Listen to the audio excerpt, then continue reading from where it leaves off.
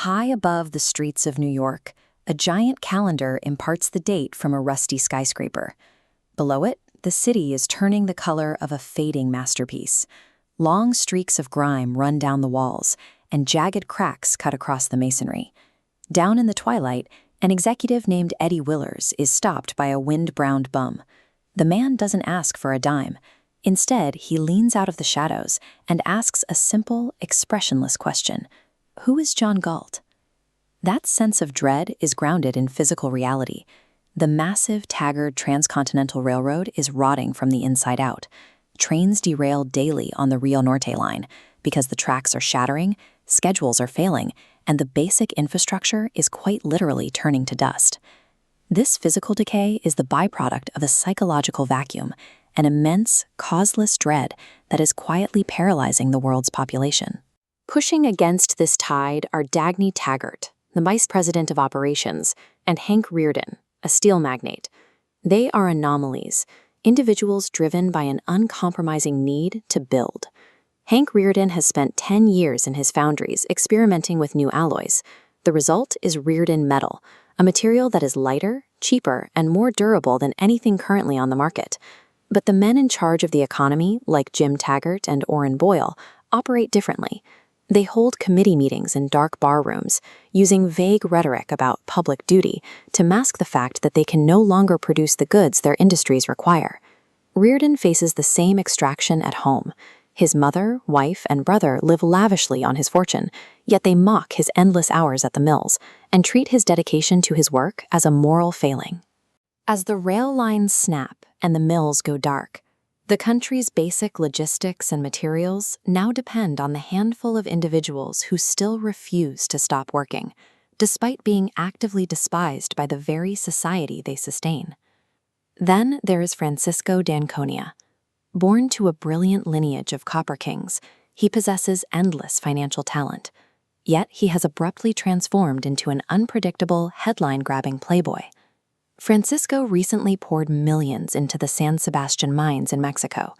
After 5 years of intense labor and massive investment, the government moved to nationalize the property, only to find completely empty excavations and worthless rock. The politicians and looters are furious. They had planned to seize a profitable copper mine to prop up their failing state. Now they feel cheated out of the unearned wealth they intended to expropriate. Francisco knew the mountains were barren from the start. He deliberately torched $15 million of his own money to hand the looters exactly what they earned, nothing. The world's most capable minds are beginning to withdraw their intellect from society, choosing to destroy their own empires rather than surrender them to the state. Dagny and Rearden refuse to quit. They bypass the paralyzing bureaucracy by forming an independent company to rebuild the failing track. They call it the John Galt Mine, and they forge it entirely out of the untested Rearden Metal. This network diagram illustrates the resulting pressure campaign, a massive wave of interconnected red nodes, representing PR firms, politicians, and the State Science Institute, converges to block the single blue line of the new railroad, declaring the metal unsafe without ever testing it. Dagny stakes her life on her judgment. For the inaugural run, she doesn't load a passenger train with politicians. She books a heavy freight special and rides in the engine cab herself, testing whether the new bridge will hold the massive weight. The heavy freight locomotive hits the bridge at extreme speed. Bright green signal lights flash against the night sky as the train roars over 1,200 feet of gleaming Rearden metal, suspended above a pitch-black abyss. The metal holds perfectly. The train arrives on schedule, a victory of engineering and human will over a culture of decay.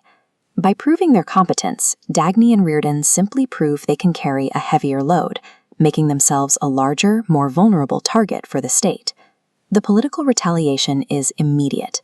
The government passes the Equalization of Opportunity Bill, a law designed to legally chain the creators by forcing them to surrender their patents and operational control to their competitors.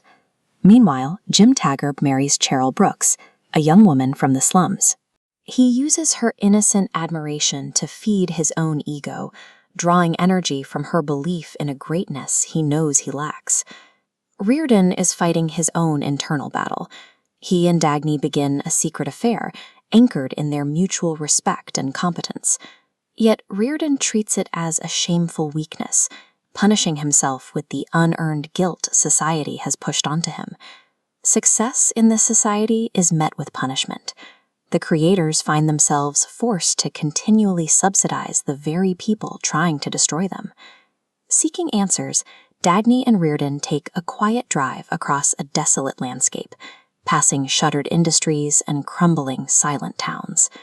Capable minds and top-tier businesses are vanishing in the shadows, leaving behind empty offices and shuttered factories, with no explanation. Their search leads them to the 20th Century Motor Company. What was once a massive, thriving factory is now a graveyard of rusted machinery and shattered glass. Against the silence of the ruins, a single problem remains: how long the creators will continue to carry a society that hates them, and who is the phantom leading them out of the world?